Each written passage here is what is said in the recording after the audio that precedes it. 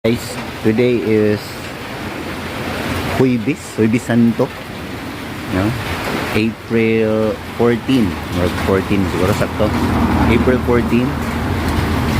Ako lang yung follow up na video kay katong pag Domingo na post ko nga obserbahan ko ini ka Lunes. May gani nag-signal number 1, may gi-cancel ang tanang trabaho so wala ko na-obserbahan. Pero bad news. Nitaas na akong kulba na mas nainit ang kulba nakasway mo anak kana excited na unta ka din wa na dayon nya imbis malipay ka naguol nung ka kay mas nadugay ang imong kulba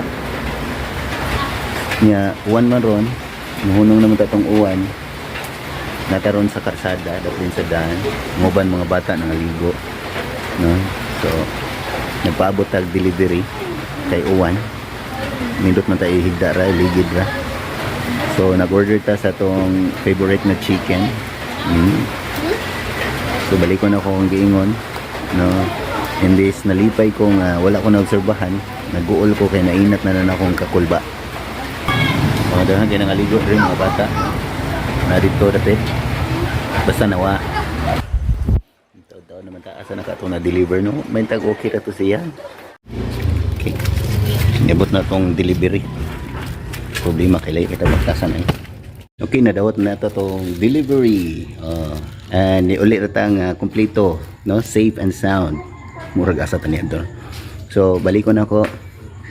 Ako ning gibuhat kay na problema gyapon ko sa observation. Kani akong pahimuslan ro.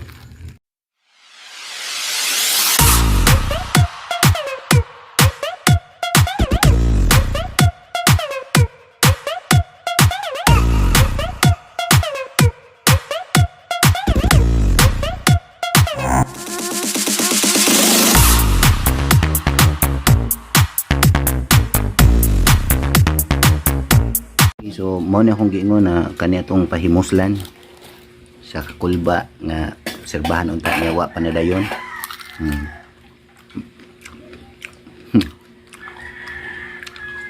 Thank you, Juson Chicken.